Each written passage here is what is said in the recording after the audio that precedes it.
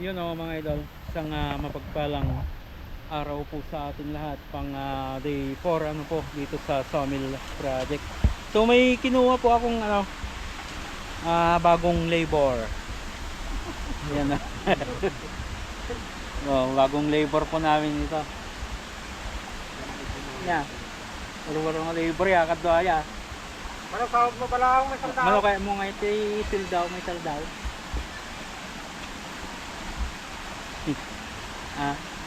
Ano kaya mga sildaw? Wala, copy Ganun, so bago natin i-update tong project mga idol ay thank you po sa pang-update Ayan o.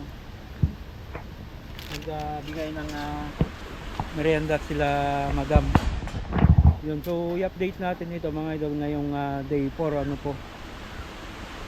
Ayan, so dalawang column na lang po ang hindi namin natatayo para dito sa terrace ano po. So ito po yung 16mm po yung bakal nya.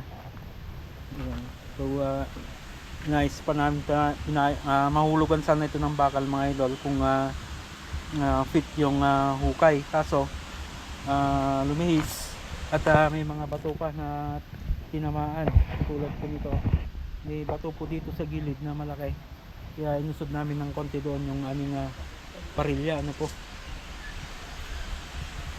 Ayan. So ito 16mm na 6 yung nilagay namin sapagkat slab po ito itong sa terrace. Ayan. So bukas mga idol ay pwede na namin simulan yung aming tie beam ano po. Yan, zero po ito para sa tie beam. Yan, so yung hangganan ng buhos nito mga idol ay yan na po yung bottom po ng aming buhos ng tie beam.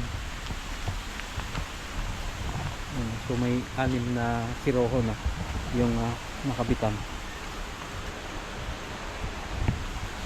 Balayo ay tay? Balayo? Ay, balayo. So yung mga kasama, pagod.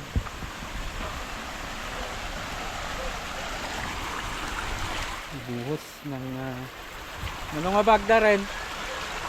Mga ilang bag ngayon? 10? Ay 11 bags ngayong hapon lang para sa puting foundation natin.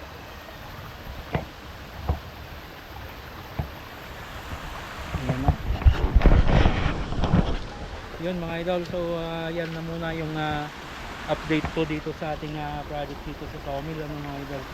So halos may tayo na natin lahat ng column, then bukas i-update natin ulit ito para sa tie beam naman ano. So hanggang dyan mga idol, lagi po tayong mag-ingat at God bless po sa ating lahat.